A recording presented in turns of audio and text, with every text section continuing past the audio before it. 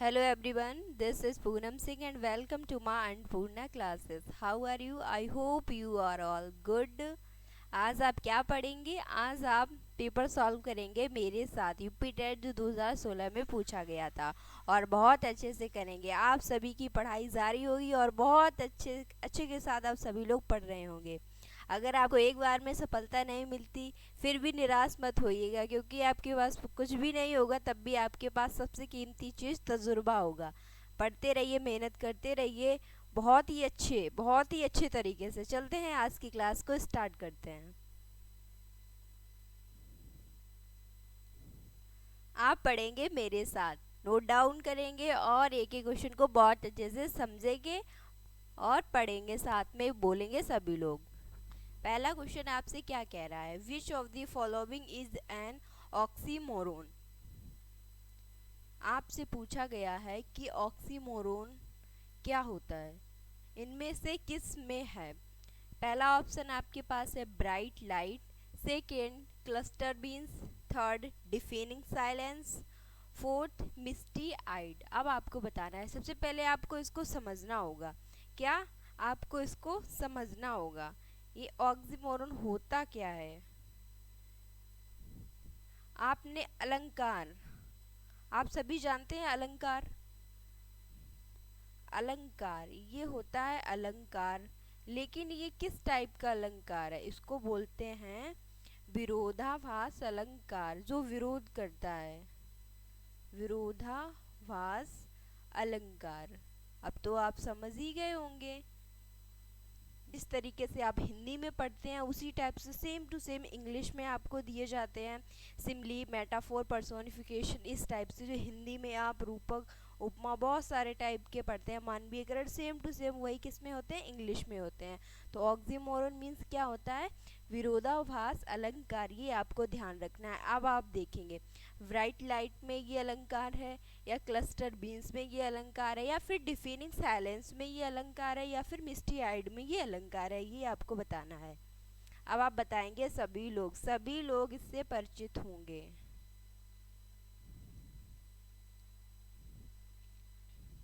बताइए। तो ऑक्सीमोरोन जो अलंकार है वो किस में है? इसमें है डिफिनिंग साइलेंस। इसमें किस तरीके से है अब आप देखेंगे। डिफिनिंग साइलेंस मतलब होता है कि गहरी चुप्पी। चुप्पी तो चुप्पी होती है, उसमें आप कुछ गहरा या कम या ज़्यादा नहीं बोल सकते हो। तो यहाँ पर ये क्या कर रहा है? यहाँ पर ये विरोध कर रहा है, इसलिए कौन सा अलंकार हो जाएगा? ऑक्सी मोरोन यहाँ पे अलंकार हो जाएगा। ये आपने बहुत अच्छे से कर लिया। आप नेक्स्ट क्वेश्चन देखिए।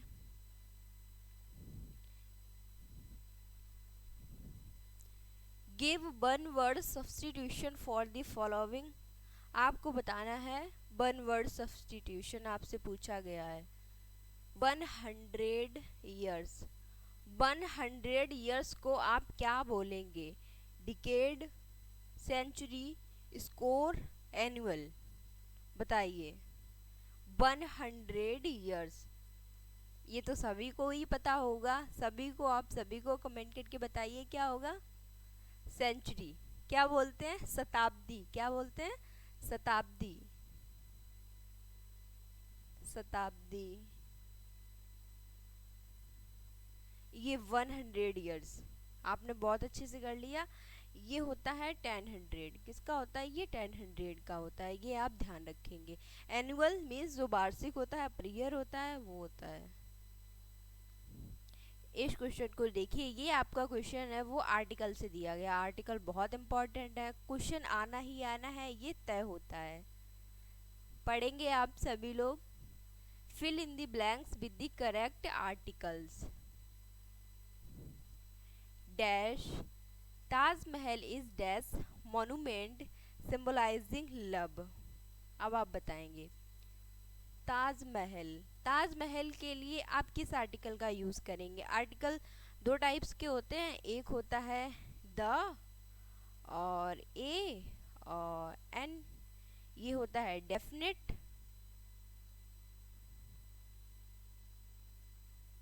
ये होता है इनडेफिनेट।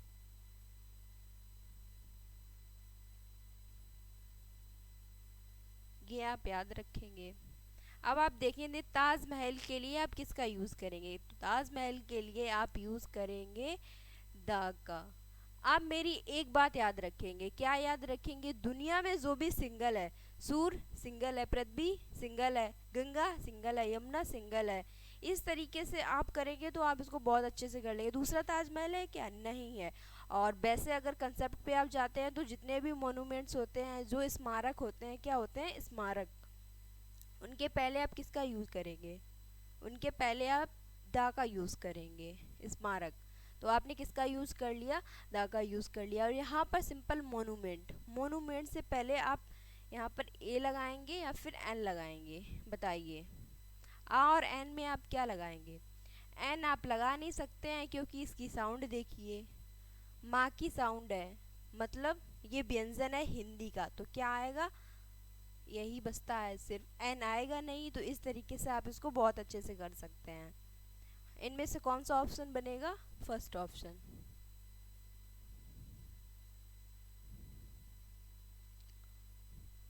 पढ़िए सभी लोग मेरे साथ, fill in the blanks with the correct preposition. Preposition क्या होते हैं, प्री प्लस पोजीशन, जो किसी भी वर्ड्स के पहले आकर उसकी पोजीशन को चेंज कर देते हैं, प्री प्लस पोजीशन। इसको इस तरीके से पढ़िए तोड़कर, प्रीपोजिशन। अब आपको भरना है इसमें, बताइए ब्लैंक में। I tried dash relieve them, tried there poverty, क्या है, आई ट्राइड मैंने कोशिश करी उनको थोड़ा राहत देने की, पॉवर्टी मतलब गरीबी से। तो आप किसका यूज़ करेंगे, इसमें जो करेक्ट इसका प्रीपोजिशन आएगा, आई ट्राई टू रिलीव, मैंने कोशिश करी उनको राहत देने की, देम किससे, अब आप बताएंगे, ऑफ देयर पॉवर्टी गरीबी से। आपका करेक्ट क्या हो जाएगा, टू और ऑफ का यहाँ पर आप यूज़ करेंगे। और सेंस इसके अकॉर्डिंग और आप ऑप्शन पे जाएंगे, विद का यूज़ आप यहाँ पर नहीं कर सकते हैं, टू का तो कर सकते हैं, बाई तो किसी भी तरीके से यहाँ पर नहीं आएगा, तो ये ऑप्शन आपका एलिमिनेट हो जाएगा। इनटू ये तो बिल्कुल भी आ नहीं आ सकता, ये ऑप्शन आपका एलिमिनेट हो जाएगा। तो इस तरीके से आप करेंगे। इस क्वेश्चन को देखिए, ये आपको क्या दी गई है, एक प्रोवर्ब दी गई है, प्रोवर्ब, जो कहावतें जो होती हैं, प्रोवर्ब आपको दी गई है। गॉड हेल्प्स दोज, भगवान उनकी सहायता करते हैं, हु, जो, pray to him, help themselves, turn to him, worship him. ये सभी ने सुनी होगी, ऑलमोस्ट सभी ने, कि गॉड उनकी सहायता करते हैं, जो किसकी सहायता करते हैं, जो स्वयं की सहायता करते हैं। भगवान हमेशा आपकी सहायता करने के लिए नहीं आ सकते हैं, किसी को भेज सकते हैं किसी के थ्रू, लेकिन जो व्यक्ति अपनी खुद की सहायता करता है, भगवान भी फिर उसी की सहायता करता है। इसीलिए क्या हो जाएगा, God helps those who help them selves. तो इसका ये मीनिंग हो गया, आपने बहुत अच्छे से कर लिया। ये आपकी एक प्रोवर्ब थी, वो पूछी गई थी। इस क्वेश्चन को आप देखेंगे, fill in the blank with correct preposition. फिर से आपको क्या पूछा गया है, प्रीपोजिशन पूछा गया है। ये बहुत ही ज़्यादा इंपॉर्टेंट हो जाता है प्रीपोजिशन, आपका जो टॉपिक है। When she parted dash her parents, her eyes were full of tears, क्या है, व्हेन सी पार्टेड, जब उसने अपने पेरेंट्स को छोड़ा, मतलब उनसे दूर गई अपने पेरेंट्स से, तब उसके आईज में क्या थे, टीयर्स, आंसू थे। तो व्हेन सी पार्टेड, जब वो दूर हुई, फ्रॉम हर पेरेंट्स, किससे दूर, माता पिता से, फ्रॉम हर पेरेंट्स, तो क्या आएगा, फ्रॉम आएगा, क्या आएगा, फ्रॉम आएगा। When she parted from her parents, she her eyes were full of tears, तब वो रो रही थी, उसके जो आँख थी वो पूरी तरीके से आंसू से भरी हुई थी। इसको देखिए, fill in the blank with past perfect tense. अब आपको पास्ट परफेक्ट टेंस में जाना है, बताना है यहाँ पर क्या आएगा। पास्ट परफेक्ट टेंस के according, the train dash the platform before I reached the station, the train left, the train के आगे आप लेफ्ट फिल करेंगे, has left, have left, had left. अब आप बताएंगे, आप देखिए पास्ट परफेक्ट की बात कर रहा है, पास्ट परफेक्ट की बात कर रहा है, आप एलिमिनेट किस तरीके से करेंगे? हैज़ प्रेजेंट में आता है, हैव प्रेजेंट में आता है, तो आप इसका तो यूज़ करेंगे नहीं, ये तो प्रेजेंट परफेक्ट में उसकी ये गलत हो गया, ये गलत हो गया। लेफ्ट और हेड, लेफ्ट, लेफ्ट भी नहीं आएगा, इसमें किसका यूज होता है? Head left. किसका यूज होगा? Head left, head left. मतलब क्या है? ट्रेन जा चुकी थी उसके आने से पहले स्टेशन पर। इस क्वेश्चन को आपने बहुत अच्छे से किया, अब आगे देखिए, पढ़िए सभी लोग, सभी लोग इस क्वेश्चन का आंसर बहुत ही इजीली कर लेंगे आप सभी लोग। Identify the odd word from the following. आपको बताना है, पहले तो इन सभी को पढ़िए, इन सभी चारों वर्ड्स में एक आपको ऑड मिलेगा। ऑड मतलब एक भिन्न है, तीन समान है एक अलग है, वो आपको बताना है कि इनमें से अलग कौन सा है। पहला जॉय, सॉरो, हैप्पीनेस, ब्लिस। अब आप बताएंगे इसमें से जो अलग है, जो डिफरेंट है, ऑड है, वो क्या है? सॉरो है। ये जो तीनों वर्ड हैं, ये तीनों वर्ड आपके हैप्पीनेस को रिप्रेजेंट करते हैं, प्रसन्नता को रिप्रेजेंट करते हैं। और ये जो सॉरो है, ये सैड, जो ये इसका क्या है? ये एंटो है, ये एंटो, एंटोनेम्स। तो ये सबसे अलग वर्ड हो जाएगा। ये सिमिलर है, ये सारे वर्ड्स जॉय, हैप्पीनेस, ब्लिस। इस तरीके से आप सभी ने कर लिया होगा, ये बहुत ही इजी था, सभी ने कर लिया होगा, ऑलमोस्ट सभी। अब आगे देखिए, पढ़िए सभी लोग। The girl child Lucy in poems written by. अब एक पोएम्स है लूसी, वो किसने लिखी है ये पूछा गया है, किसने लिखी है आप बताएंगे? John Keats, William Wordsworth, William Shakespeare और पीबी शैले। ये लिखी है विलियम वर्ड्सवर्थ, ये आपको याद रखना है। ये क्या है? ये लिटरेचर का पार्ट है, ये आपको एग्जैक्ट ऐसे ही याद रखना है। इस क्वेश्चन को देखिए, बहुत ही अच्छा क्वेश्चन है। Choose the incorrect part of the sentence. Incorrect part आपको बताना है, किस पार्ट में, किस भाग में आपको गलती दी गई है। द मैन, इतने पार्ट में आपको गलती दी गई है, ये पहला पार्ट हो गया। स्टैंडिंग नेक्स्ट टू, ये दूसरा पार्ट हो गया। द पिलर इज, ये तीसरा पार्ट हो गया। माई ओल्डर ब्रदर, ये चौथा पार्ट हो गया। अब आप मुझे बताएंगे कि किस पार्ट में आपकी एरर है, गलती है। The man standing next to the pillar is, यहाँ तक ये बिल्कुल ही सही है, गलती कहाँ पर है? ओल्डर। यहाँ पर ओल्डर नहीं आएगा, यहाँ पर क्या आएगा? एल्डर। क्या आएगा? Elder, Elder brother. जब घर में बात की जाती है, परिवार में बात की जाती है, भाई के लिए, अपने जो बिल्कुल ही सगे संबंधी होते हैं, तब वहाँ पर क्या यूज़ करते हैं? ओल्डर का यूज़ नहीं करते हैं, एल्डर का यूज़ करते हैं। किसका यूज़ करते हैं? एल्डर का यूज़ करते हैं। इसलिए यहाँ पर ये क्या हो जाएगा? ये आपका ओल्डर गलत हो जाएगा। ओल्डर का यूज़ कब करेंगे? देन, इसके साथ क्या आएगा? देन आएगा, तब इसका आप यूज़ करेंगे इस टाइप से। तो इस, ये पार्ट बिल्कुल करेक्ट था, ये भी करेक्ट था, ये भी था, इस पार्ट में एरर थी, तो ये आपका राइट ऑप्शन हो गया। आप नेक्स्ट क्वेश्चन को देखिए। Fill in the blank with the correct idiom. अब आपको बताना है correct idiom. I dash of Rama at the theatre but she did not see me. क्या है? आप क्या लगाएंगे? Held a glimpse, through a glimpse, wanted a glimpse या कॉट अ ग्लिम्पिस? इसमें जो करेक्ट इसका जो ईडियम होगा वो क्या होगा? करेक्ट ईडियम होगा कॉट अ ग्लिम्पिस। इसका मतलब क्या होता है? क्षण भर के लिए। क्या होता है? एक क्षण के लिए। तो आई कॉट अ ग्लिम्पिस, मैंने रामा को देखा एक क्षण के लिए, ठीक है, मेरी नज़र उस पर गई, मैं जैसे कि थिएटर में गया। But C did not see मी, लेकिन उसने मुझे देखा ही नहीं। तो ये इसका मतलब हो गया, तो आप बहुत अच्छे से समझ गए होंगे। अब आप इस क्वेश्चन को पढ़ेंगे और करेंगे बहुत अच्छे से।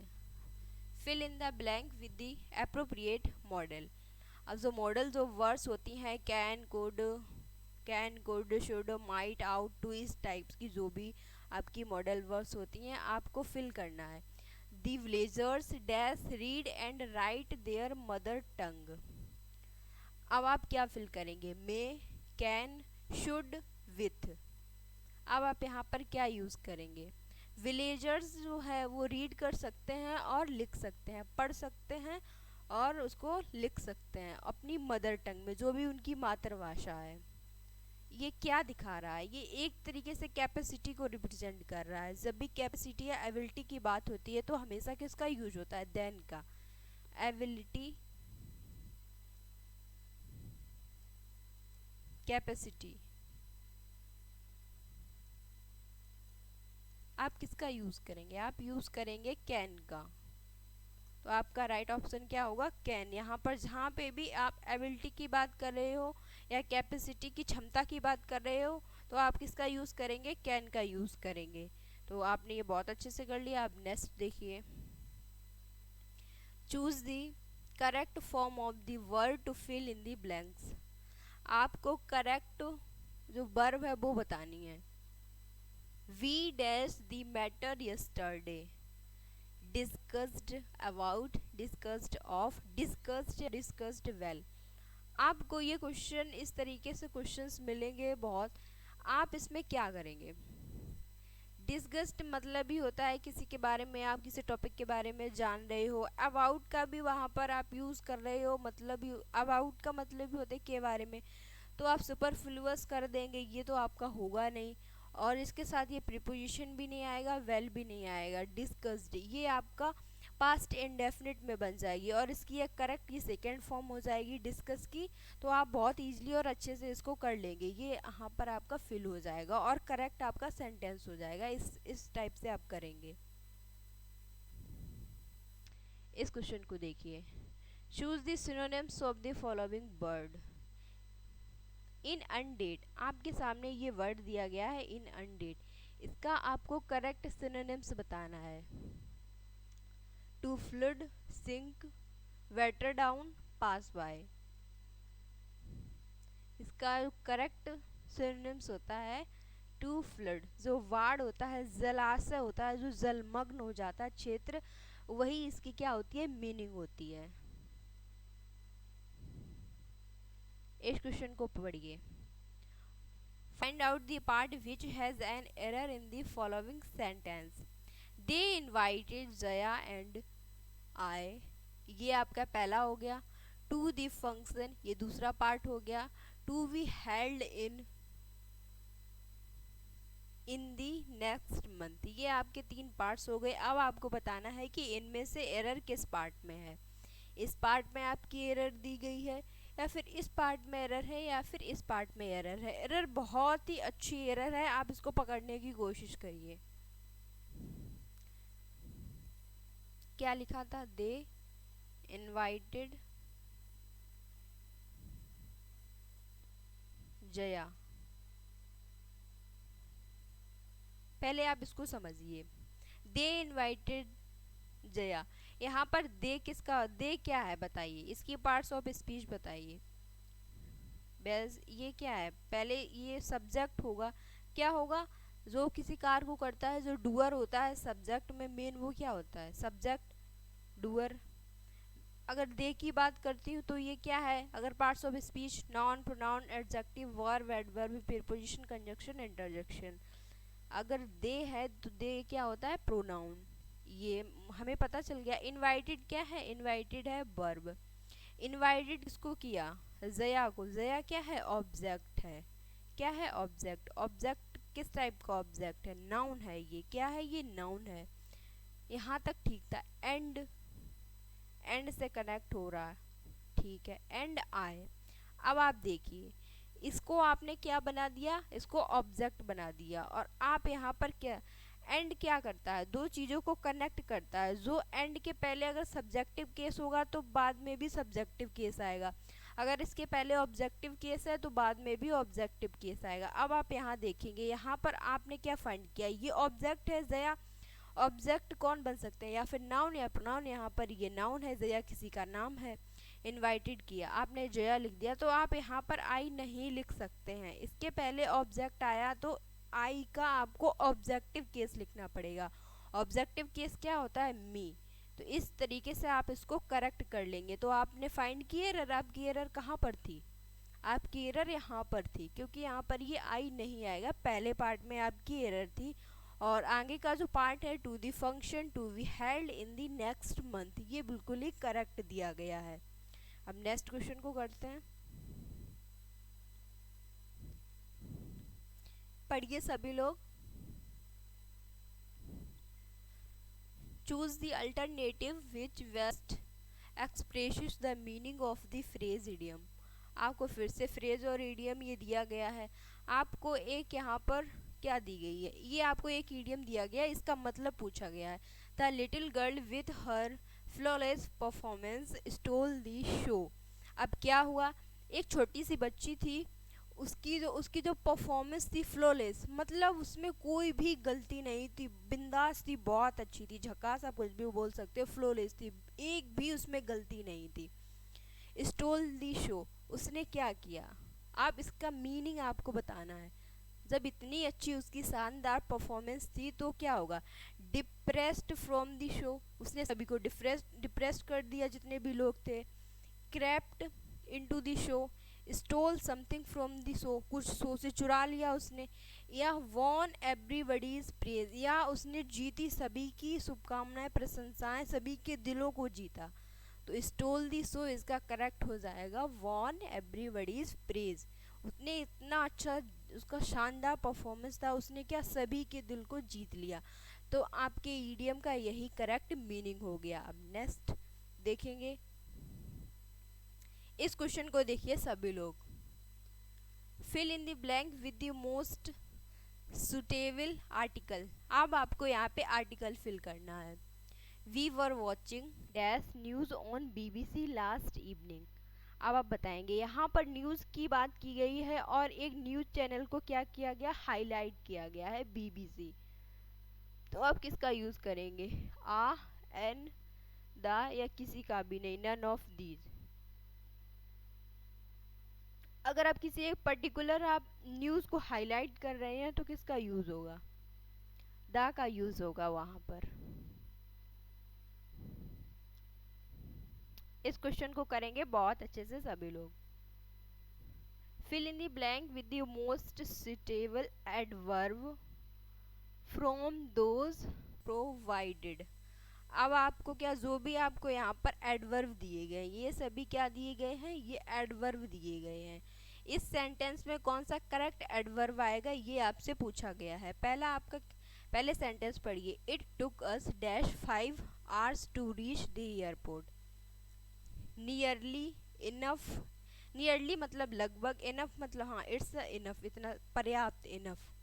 ऑलवेज हमेशा, नन ऑफ दिस कोई भी नहीं। अब आपको बताना, आई टुक अस मैंने लिए, नियरली मीन्स लगभग। इस जो सेंटेंस है इसका जो मीन्स है, इसका जो मतलब है कि मुझे लगभग कितने, मुझे 5 घंटे लग गए एयरपोर्ट पहुंचने में, टू रीच द एयरपोर्ट। तो लगभग की आप बात करोगे तो नियरली का आप यूज़ करेंगे। ऑलवेज का यहाँ पे कोई सेंस ही नहीं आएगा। इनफ मतलब पर्याप्त, इस इनफ मनी, इस टाइप सा कुछ होता वर्ड्स तो आप यूज कर सकते थे, लेकिन जो करेक्ट यहाँ पर एडवर्ब का यूज होगा वो नियरली हो गया। एडवर्ब, एडवर्ब क्या होता है, जो किसी वर्ब को क्वालिफाई करता है, एडवर्ब को क्वालिफाई करता है और एडजेक्टिव को क्वालिफाई करता है, वो क्या कहलाता है, एडवर्ब कहलाता है। इस क्वेश्चन को देखिए, चूज द अप्रोप्रिएट प्रीपोजिशन। यहाँ पर भी आपको प्रीपोजिशन दिया गया है। We have been living here, हम यहाँ पर रह चुके हैं कितने, जो रहे इस ईयर 6 months। अब यहाँ पर देखिए, यहाँ पर क्या है, हैव बीन है, क्या है, हैव बीन है, हैव बीन। तो आपको ये पता चल गया ये पास्ट किसका है, प्रेजेंट परफेक्ट कॉन्टिन्यूअस टेंस का है। तो आप किसका यूज़ करेंगे, या फिर सेंस का यूज़ करेंगे आगे, या फिर फॉर का यूज़ करेंगे। सिंस आपको दिया नहीं गया, सिंस दिया गया है बट आप देखिए कितने 6 मंथ से डिसाइडेड है कोई 6 मंथ, कौन से वाले 6 मंथ, जब डिसाइडेड नहीं होता है तो आप किसका यूज़ करेंगे, फॉर का यूज़ करेंगे।